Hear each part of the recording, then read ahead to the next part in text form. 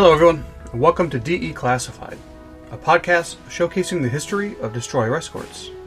Each month, a member of the USS Slater's education crew will highlight a specific destroyer escort and share the stories of the sailors who served aboard these trim but deadly ships.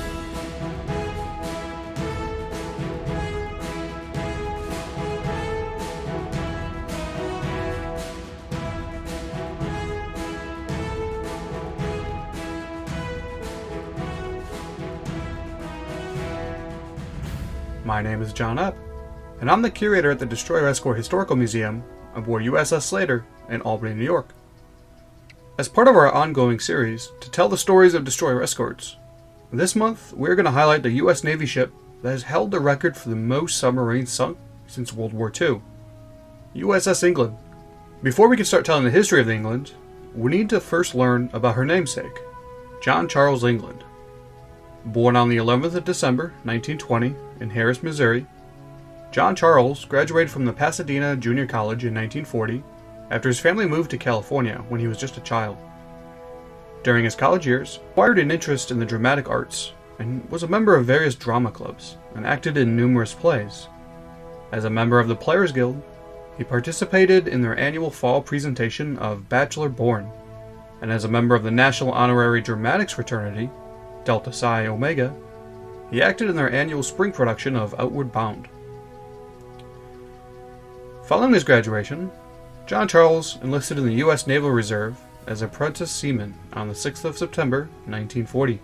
From the 25th of November to the 21st of December, he underwent active duty training aboard USS New York, BB-34.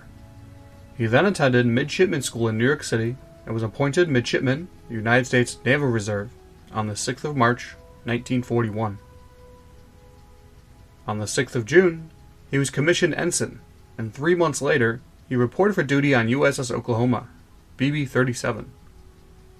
It was during his service aboard the battleship that Ensign England lost his life.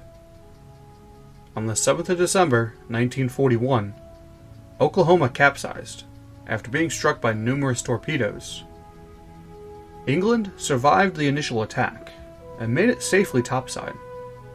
But after learning of sailors still trapped inside the radio room, he made 3 trips guiding the men to safety. He never returned from the 4th.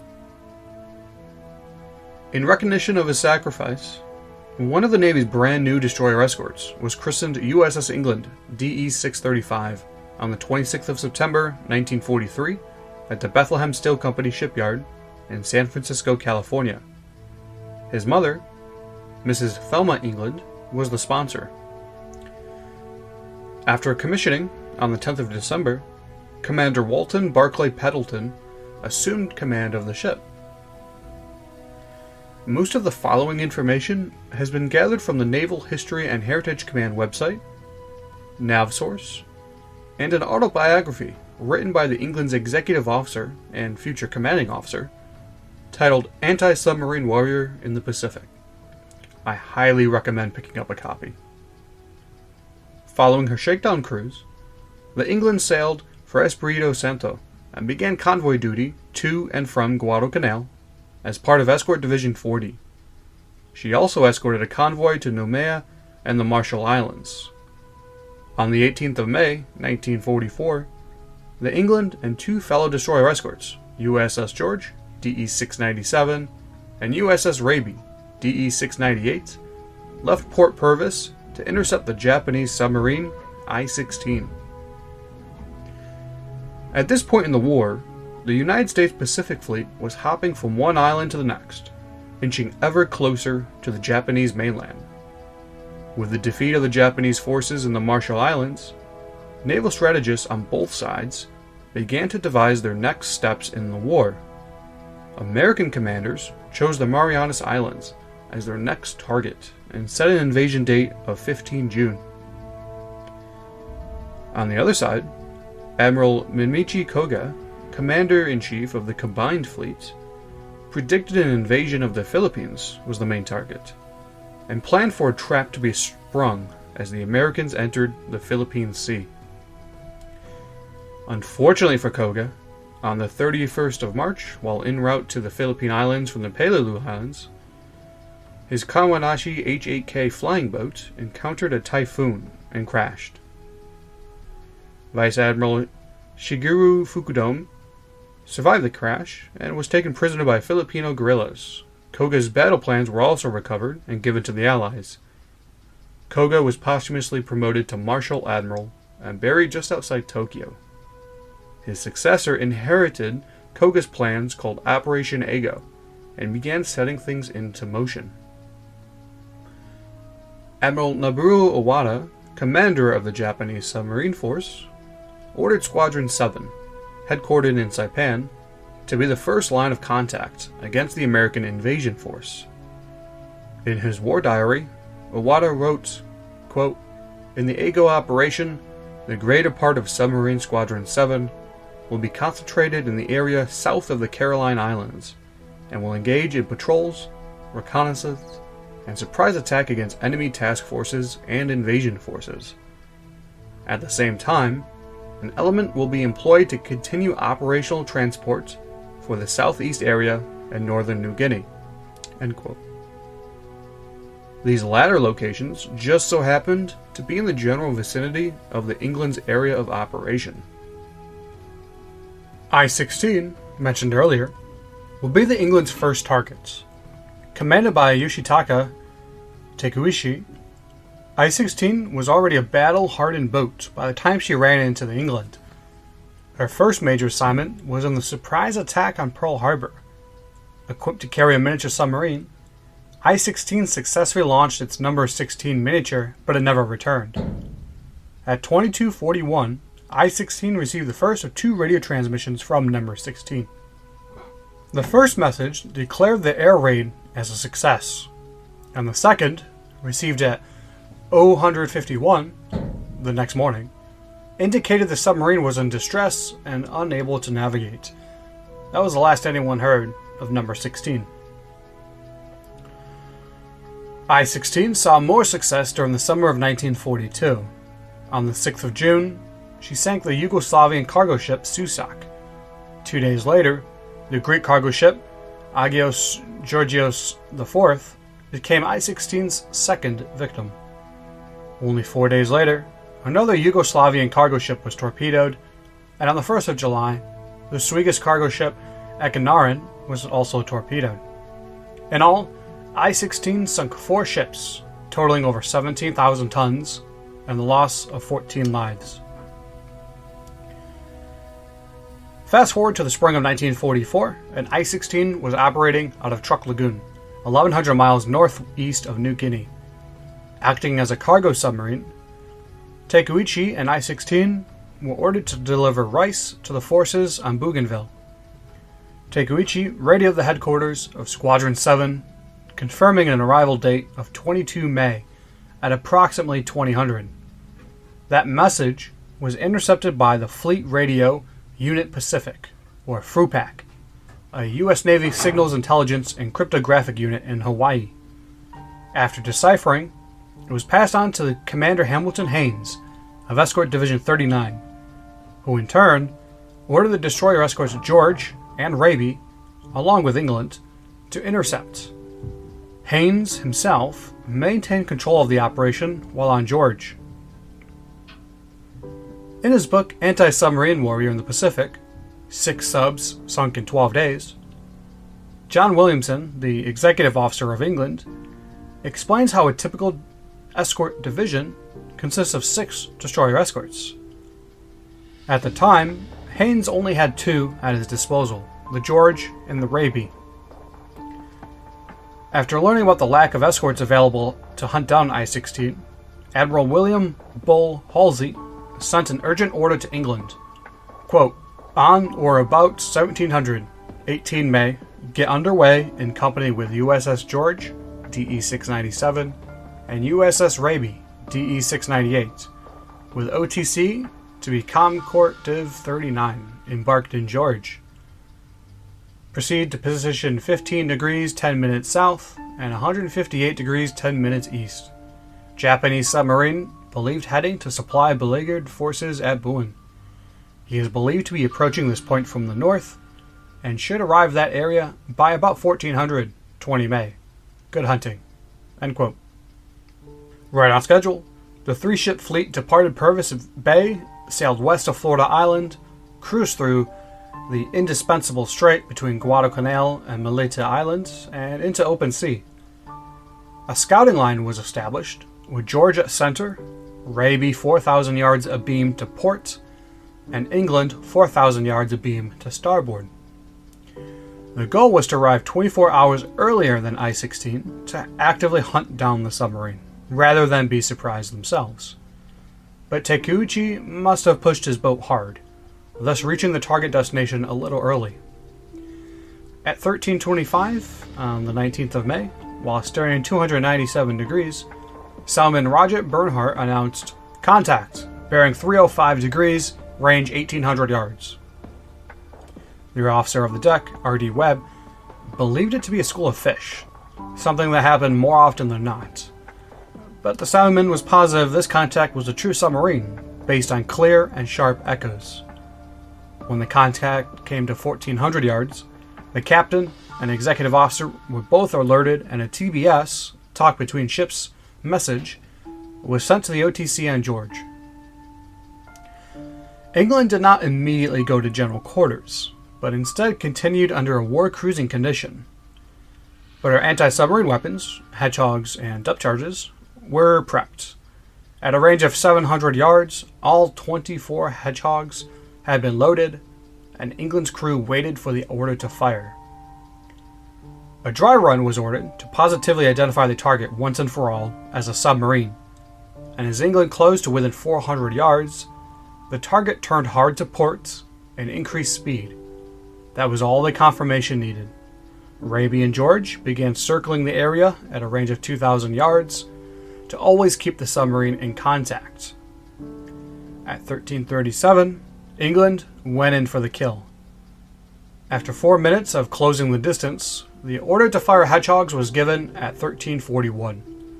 Seconds felt like minutes as they passed, and the crew on the flying bridge waited for the sound shack to report a hit. But nothing came.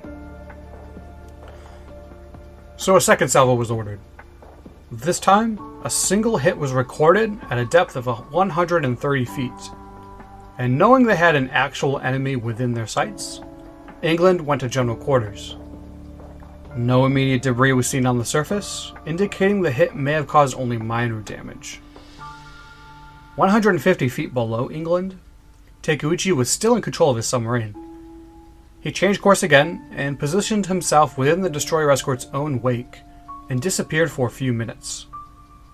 At 14:10, contact was regained, and a third attack was launched, but like the first, this one also missed. A fourth hedgehog attack also missed, but a fifth attack at 14:33 scored multiple hits. Cheers erupted from the ship's crew. After an hour defeat, their hard work had finally paid off. But their excitement was broken up after a couple minutes when the ship was rocked by what felt like a torpedo. England's stern lifted a foot out of the water, men were thrown off their feet, and the deck plates in the engine room came loose. A quick damage check revealed no obvious torpedo hits. Later inquiry to the crews of George and Raby revealed they too had felt something. It was concluded that I-16's torpedoes must have exploded. After a few minutes, debris appeared on the surface, and an oil slick appeared shortly thereafter. Sharks began to circle, looking for their next meal. Captain Pendleton needed to recover some of the debris to prove his kill to the Navy, so he sent up the motor whaleboat into the shark-infested seas. One of those tasked with the mission was engineer Glenn Wagner. He later told his XO that the motor whaleboat crew were generally worried the sharks would attack them. Once things calmed down, a new realization came to mind. What if this wasn't I-16, but a different submarine that happened to be in the area? The coordinates of the attack weren't precisely the ones that had been intercepted in the radio message of a few days prior, and I-16 wasn't due to arrive at those coordinates for another 24 hours. So to be safe, the three destroyer escorts returned the following morning and searched the presumed path that I-16 would have been scheduled to take. Nothing else was seen or heard. Thus they confirmed I-16 had indeed been sunk and had just arrived a day earlier than planned.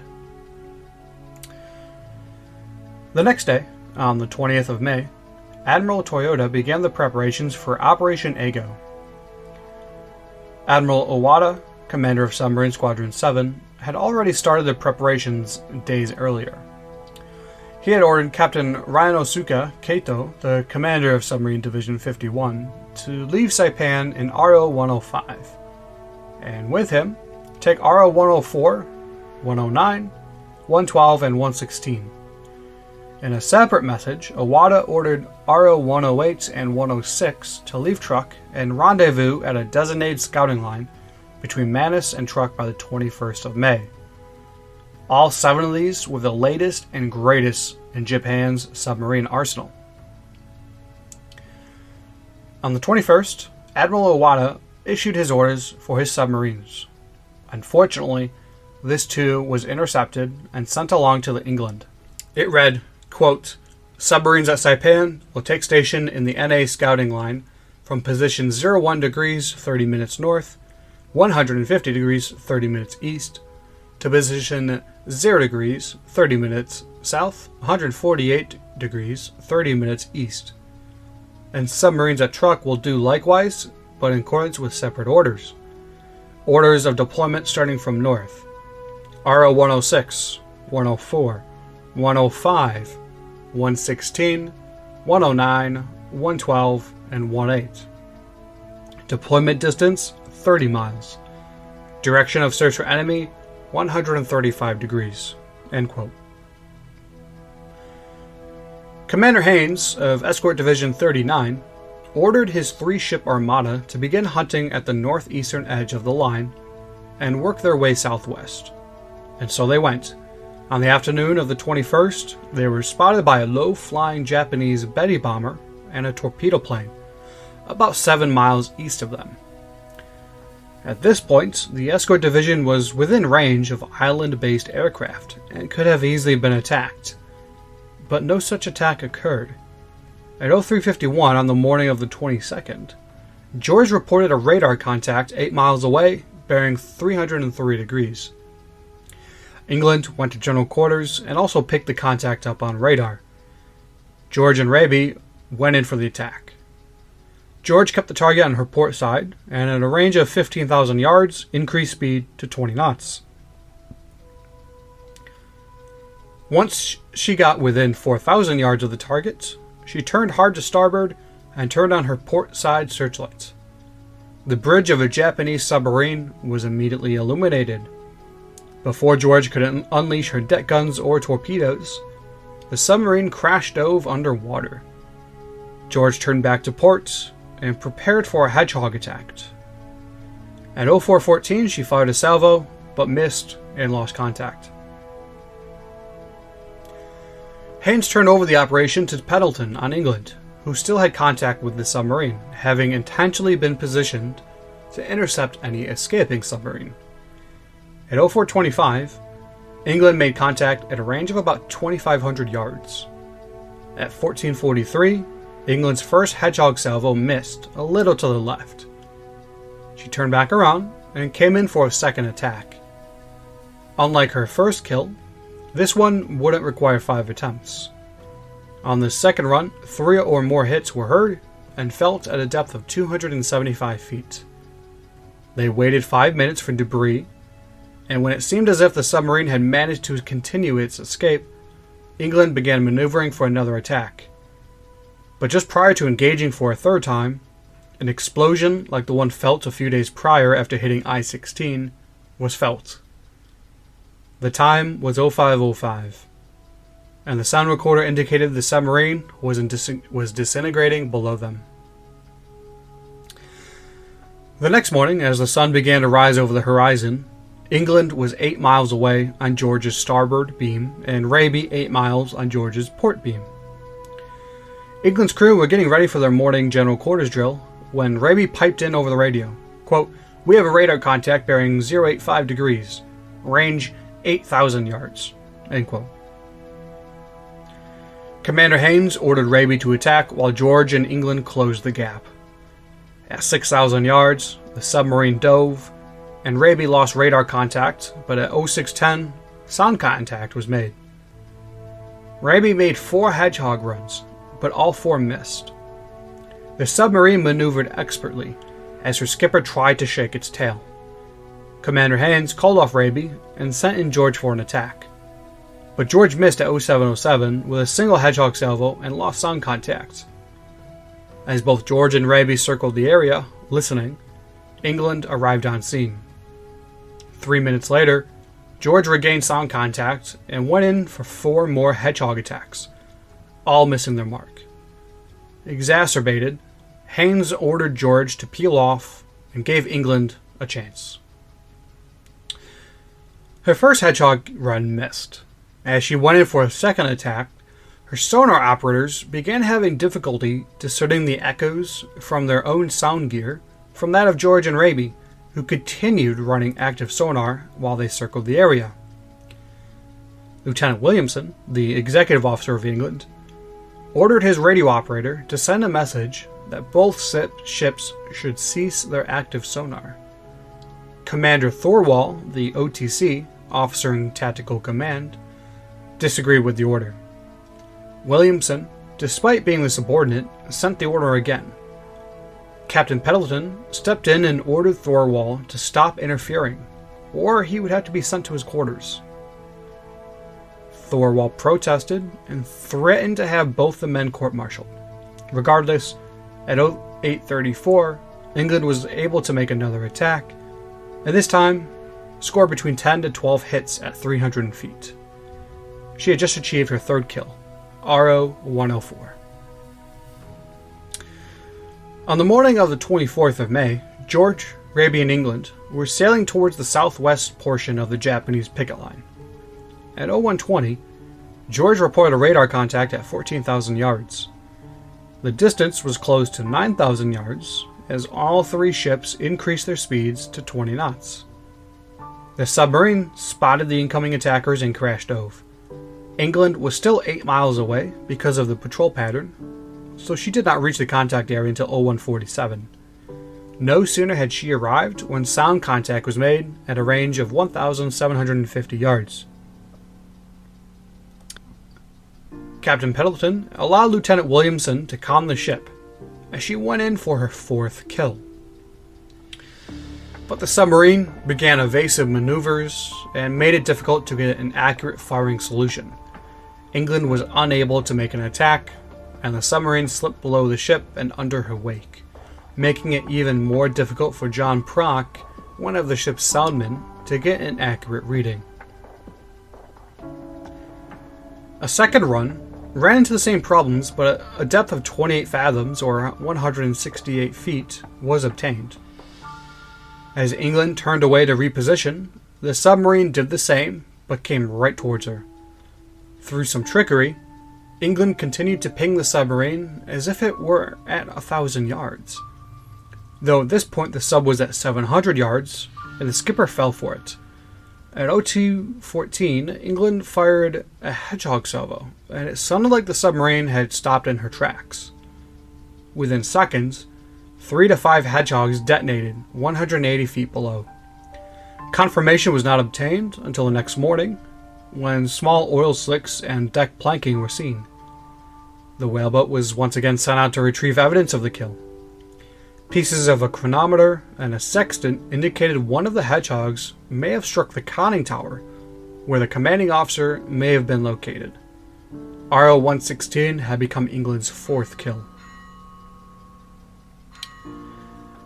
Later that morning, at 0944, sound contact was made on a 5th target. This one proved challenging, and neither Hedgehogs or depth charges from any of the 3 tin cans proved successful, and they left the area. A Navy patrol plane came across the remains of a whale on the 28th of May. Based on ocean current patterns, this whale was most likely the victim of England's depth charges. On the 26th, the hunter-killer group consisting of the escort carrier USS Hoggett Bay, CVE-75, the destroyers USS McCord, DD-534, USS Hazelwood, DD-531, USS Heermann, DD-532, and hull DD-533 arrived in the area, and the 3 destroyer escorts joined them. England rendezvoused with Hogate Bay and provided a detailed account of the previous day's events. Because of the radio silence, no one in the hunter-killer group was aware of England's triumphs. When this was completed, Escort Division 39 broke off from the group and began steaming for Manus to be resupplied. Port Seidler was the destination, and located there was USS Spangler DE-696 with a fresh load of hedgehogs. To reach Port Seidler, the 3 ships would need to cross into General MacArthur's area of operations. Remember that line the Japanese submarines were supposed to sit along, going from northeast to southwest? While the southwestern portion crossed the imaginary line between General MacArthur's area and Admiral Halsey's. England and her fellow destroyer escorts had been ordered not to chase into MacArthur's side.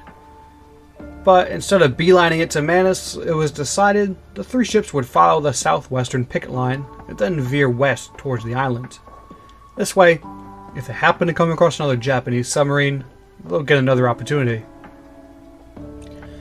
Later that evening, George, Raby, and England set up a nighttime scouting line on a base course of 220 degrees, with 8 miles between each ship.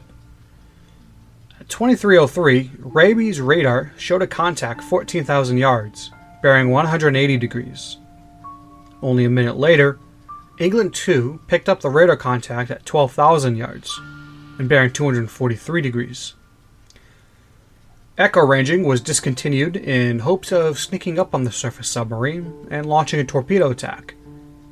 Unfortunately, just as she got into torpedo firing range, the submarine noticed the destroyer escort bearing down and dove. Sonar quickly picked up the fleeing sub only a few minutes later, 1,700 yards away. At 23:23, England launched a hedgehog attack. With this spread gone, she only had enough hedgehogs remaining for one more attack. Luckily, that last set was not needed because within seconds, 5 or 6 of them exploded at a depth of 250 feet. Shortly after, more explosions were felt as the submarine broke up and sank to the ocean floor. In less than 20 minutes, England had recorded her 5th submarine sunk. George and Raby joined England in sweeping the area for evidence to collect. Later, it would be determined that this had been RO 108, under the command of Kenichi Kohari. After spending a day in Seidler Harbor, the 3 escorts were joined by Spangler, and they returned to sea. On the 30th, the Hazelwood, part of the Hogate Bay Hunter-Killer Group, picked up a radar contact at 0156, range 10,000 yards. She charged in for a depth charge attack and radioed for assistance from the 3 destroyer escorts. George and Raby were closest and proceeded to rend assistance, while England and Spangler stayed on their patrol line. Once the 2 destroyer escorts arrived on scene, Hazelwood withdrew to her screening station with Hogate Bay. For over 24 hours, George and Raby played a cat-and-mouse game with the Japanese submarine. Each ship fired over half their hedgehog magazine, plus depth charges, with no success. At one point, both ships started to doubt a submarine was even in the area. Maybe they were attacking an inversion layer, an uncharted reef, or maybe even a ghost. To know once and for all, George sailed for the last location the sub had been heard. According to their fathometer, the water was 2,700 fathoms deep. That's over 3 miles of water directly below the men of George. A line with a heavy piece of lead was dropped over the side with markings indicating depth. At 50 fathoms, or 300 feet, a clear thud was heard. The sub was sitting directly below George, trying to be quiet and conserve as much of her batteries as possible. Just imagine being the crew of a submarine 300 feet below the surface, and you hear a tapping sound on the outside of your hull. Unfortunately for George and Raby, despite the confirmation of an enemy sub below them, they continued to strike out. This Japanese skipper knew what he was doing. In the pre-dawn hours of the 31st, Lieutenant Williamson radioed an offer of assistance. but her sister ships wanted no part in helping give England another kill. They smelled blood in the water, and they wanted to finish what they had started. According to Williamson, he received the following reply, quote, "We're not telling you where we are. We have a damaged sub, and we're going to sink them. Don't come near us." End quote. The sub finally surfaced, but in between George and Raby. Neither ship could fire their deck guns at the target without risking hitting the other DE. A signalman on Raby turned on their 24-inch searchlight and trained it on the target, but a slip of the hand caused the light to aim skyward, and England, 30 miles away, saw the beam of light as if Batman himself was being summoned. She steamed towards it. Before either George or Raby could clear their line of fire, the sub submerged. Commander Haynes decided it wasn't worth it to continue attacking in the dark, especially since their hedgehogs were getting dangerously low. It was decided to wait until sunrise to resume the offensive. Meanwhile, sonar contact remained. England and Spangler arrived on scene just before sunrise and were ordered to wait 5,000 yards away. After more misses by George and Raby, Spangler was given a shot, but she too missed with her hedgehogs. At 07:29, 30 hours after the battle began, Haynes radioed England. "Okay, England, it is your turn." Before the order had even left Haynes' mouth, England was 2,000 yards away from the sound contact and charged in. Her first salvo of hedgehogs flew from their cradle on her forecastle and sank. Within seconds, 6 to 10 charges exploded at 200 feet. Haynes radioed England and asked how they always do it. Captain Pendleton jokingly told Williamson to tell him that the crew of England always removes the safety pins from the hedgehogs prior to firing. 5 minutes after the hedgehogs exploded, another large explosion was heard and felt as the submarine's torpedoes went off. Like the other 5 times, England's whaleboat was lowered and its crew retrieved evidence of their kill. RO-105 was later identified as the submarine sunk by England on the 31st of May. Commanded by Lieutenant Junichi Konoe, RO-105 also had one of the Japanese Navy's most experienced submariners on board. Captain Ryanosuke Kato, commander of Submarine Division 51, fought to the bitter end and outmaneuvered 2 experienced destroyer escorts for nearly 2 days. Unfortunately for RO-105 and the other 5 submarines sent out 2 weeks prior, USS England had their ticket, and to this day, maintains the most submarine kills by a single ship. In August, Commander Pendleton left the ship, and for the remainder of 1944 and through the end of 1945, England continued escort duties throughout the Western Pacific. During this time, the Japanese launched the kamikaze, a dangerous weapon that not only caused physical damage, but kept sailors up at night as they tried to sleep below deck. By May of 1945, England was operating off the coast of Okinawa. The main battle had been won by the Allied forces, but pockets of fierce resistance still held out in the hundreds of caves that littered the island. England departed Nakasuku-wan, an inlet in the southeast coast of Okinawa, on the 4th of May, to provide an anti-aircraft screen around the transport ships. The only enemy plane they spotted that day was a lone plane that dove through the anti-aircraft fire and purposely crashed into the light cruiser Birmingham. On the 6th, England was off Kirima Redo when they recovered the body of a Japanese pilot out of the water. Maps and photographs of planes were taken off the deceased and transferred to the intelligence officer aboard the Mount McKinley class amphibious force command ship USS El Dorado, AGC-11. On the morning of the 9th of May, England was on a screening station between Kirima Reto and Tonoachi Shima. A Japanese air raid was discovered to be approaching England's area just before dusk, and the ship immediately went to general quarters. At 1853, 3 planes were spotted on the air search radar, bearing 26 degrees true, at about 7 miles. In the pilot house of England, flank speed, 23.7 knots, was rung up, and she steamed toward the action. About 2 minutes later, the planes had changed their course and were now bearing 260 degrees true.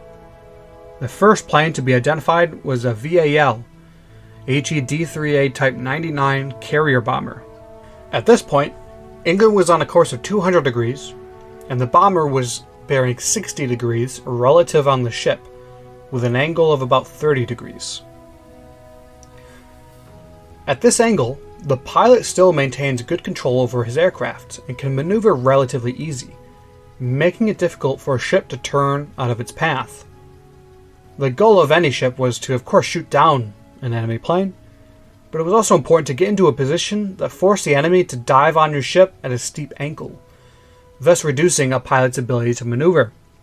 As the plane flew closer, the clear blue skies made it easy to track him. England's 3 3-inch 50 caliber deck guns opened fire at 1855, followed by her quad 1.1-inch 75 caliber gun. When the plane got within range, all 20mm guns began firing, and England began evasive maneuvers at flank speed. Captain Williamson ordered left full rudder to bring the plane in line with the starboard quarter. On the plane's entire approach, it looked like he was aiming for the bridge. This was a logical choice for kamikaze pilots, since most of the ship's command would be stationed there. Unfortunately, the evasive maneuvers didn't work. The Vale's port wing clipped the forward whaleboat davit and crashed into the superstructure at frame 55, right above the main deck. Shortly after, the other 2 enemy planes were shot down by Marine F-4U Corsairs before they could inflict more damage on the England. Captain Williamson, in his book, describes how they were able to get a good look at the Vale just prior to it crashing into his ship. 2 Japanese aviators could be seen inside. In the forward compartment, it looked like one was slumped over his controls, while the second, in the rear compartment, seemed to be flying the plane. One of the wheels had been shot off, and the engine was burning and smoking. When the plane hit the ship, its 500-pound bomb penetrated the wardroom's forward bulkhead, bounced 4 feet into the air, and detonated just off the center line to port, directly below the pilot house and gun number 2. Nearly all the ship's phone circuits went dead, and the flying bridge lost all communications. Flames and smoke engulfed the bridge, and Captain Williamson ordered the men to evacuate. Those inside the Combat Information Center jumped into the water with their wounded comrades. Williamson believes that was probably the only way those men survived. Others on the bridge climbed down the side and lowered themselves to the main deck as the fire hoses were turned onto them to cool them off. Williamson, still on the flying bridge, climbed on top of the sound shack and looked down at his ship. The 20mm guns had been destroyed. Their gunners lay dead in their straps, and the loaders on the ground beside them. He realized that he also had to escape the flying bridge as flames began to gut the superstructure. Instead of climbing down either side to the main deck like others, he chose a different route. The number 2 3-inch had been aiming as far starboard as it could when the plane hit. The barrel was then in a position which allowed him to slide down it to the gun platform. Careful not to fall into the smoke-filled hole behind the gun, Williamson discovered a wounded sailor by the name of Bricker, a gunner's mate. He was a large man, so Williamson was unable to lift him down to the men on the number 1 gun. He ordered Ralph Norman to get a stretcher for Bricker. After delegating the task of rescuing Bricker to others, Williamson climbed down to the number 1 gun and got a better picture of the situation. Smoke and flames were engulfing not only the rooms of the superstructure, but the staterooms of other officers and the galley. To prevent the fire from spreading to a magazine, he ordered men to begin throwing the hedgehogs and 3-inch shells from the ready ammunition lockers overboard. He made his way aft to the after steering compartment and ordered a reduction in speed to 2/3. At this point, England was still sailing at flank speed with a left full rudder. The damage control parties would have a much easier time knocking down the flames if the ship wasn't turning hard to port. 12 minutes after the kamikaze, a friendly minesweeper, USS Vigilance AM-324, came astern to render assistance. Firefighting parties boarded England to help extinguish the flames, and the wounded were transferred. At the same time, a whaleboat from the mine-layer destroyer Gherardi DMS-30 also arrived with firefighting parties and a doctor. Other ships arrived on scene to help with the fires as well. Shortly after sunset, England was towed back to Kirima-Retto by the ocean-going tug USS Gear, ARS-34. They arrived in port at 01:30, and the men of England went to sleep as the crew of Gear continued to put out any smoldering fires. Most of the officers slept in the chief's quarters, and Captain Williamson slept on Gear. The next day, work began on accounting for those killed, missing in action, or wounded. The final tally was 37 dead and 40 wounded. The men that jumped overboard had been rescued by another ship. Among the dead were Lieutenant Knight, the communications officer, and Chief Boatswain's Mate Frank Manlove. Knight had been on his way to his battle station in the radio room when the plane hit. Manlove would not have been on England if he had taken up the captain's offer of returning to the States for his mother's funeral. He had chosen not to go because he knew he would have been assigned to a new ship, and preferred to stay with the ship and crew he had come to love. In his book, Williamson applauds the work of his damage control parties. Repair Party Number 2 had gotten water on the fire only 12 seconds after the crash. Their valiant efforts not only saved the ship from further fire damage, but possibly from other aircraft, since the flames would have been visible for many miles in the waning daylight. Any and all available hoses from other ships in the vicinity had turned onto the fire, which was so hot, water 5 inches deep that had accumulated in the pilot house was seen to be boiling. Some repairs were completed at Kirima-Retto before England departed for Leyte Gulf on the 22nd of May for more major repairs, before she could travel back to the States. In company with the battleship USS Colorado, BB-45, and the destroyer escort USS Babas, DE-10, England arrived at San Pedro Bay on the 25th of May. The destroyer tender USS Dixie, AD-14, repaired much of the large holes in England with steel plates from a captured Japanese ship.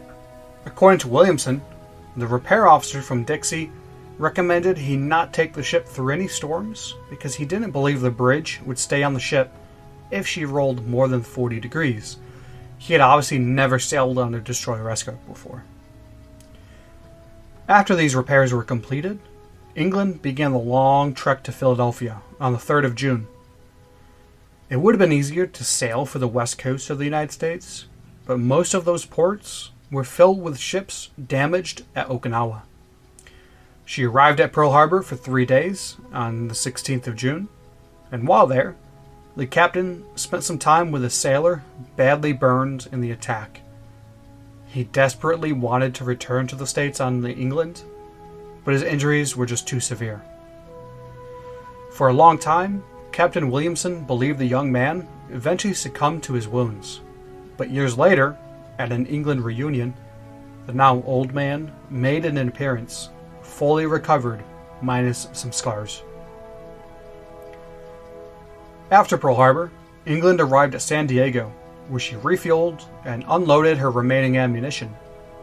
Some of the guys hoped to see a welcoming party gather to cheer them on as they entered port. After all, they had just set the record for the most submarine kills by a single ship. But when they pulled up to the pier, not a single soul was seen. Williamson had to have his own men handle the lines. Upon reporting to the commander of the San Diego Naval Base, he was surprised to learn that no one had known that England was even coming into San Diego. Despite orders of the contrary, Williamson was ordered to proceed to the Panama Canal alone, since there were no available ships to sail with.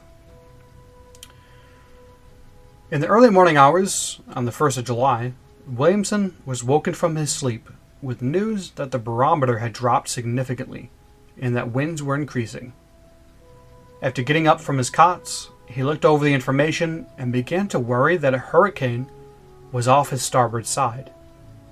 At 05:45, wind speeds were clocking in at 50 knots, and the seas were churning. Speed was reduced to 12 knots, empty fuel tanks were filled with water for extra ballast, and all hands were ordered to don their life jackets. Unfortunately for England, all her radio equipment had been destroyed in the attack 2 months prior. The only radio they had on hand was one that had a range of only 100 miles. All alone in a damaged destroyer escort in the middle of a hurricane without a long-range radio could have been disastrous.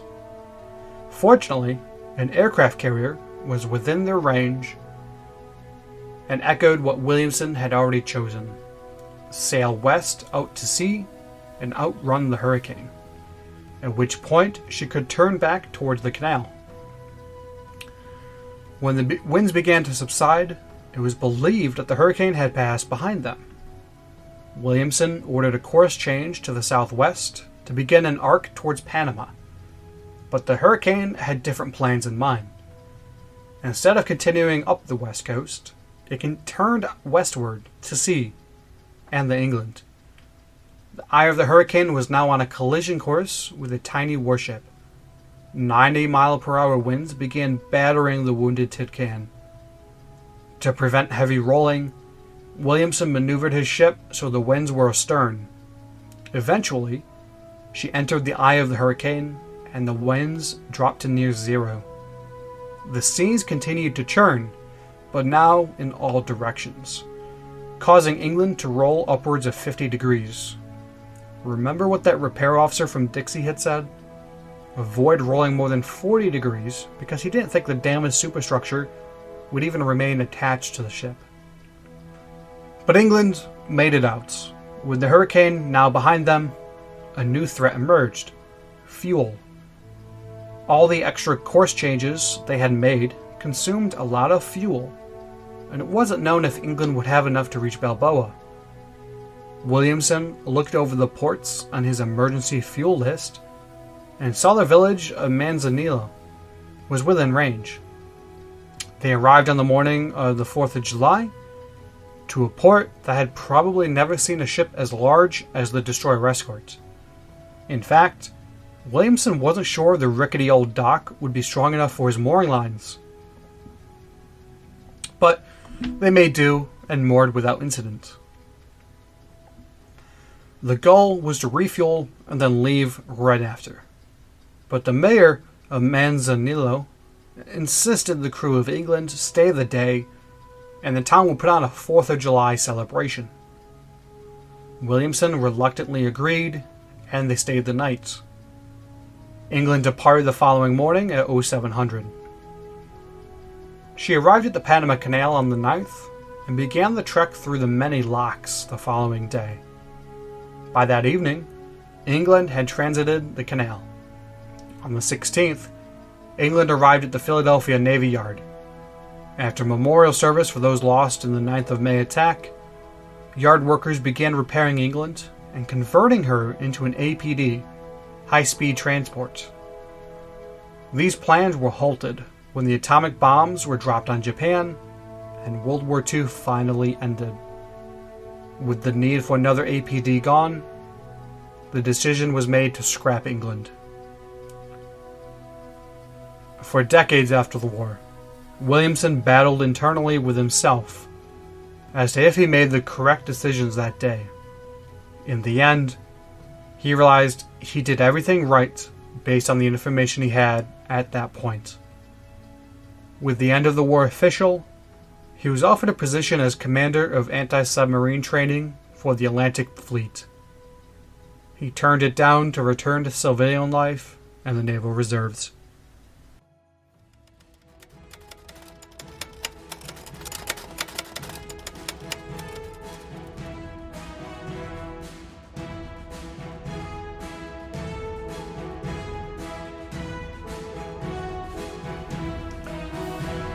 Thank you for listening to DE Classified.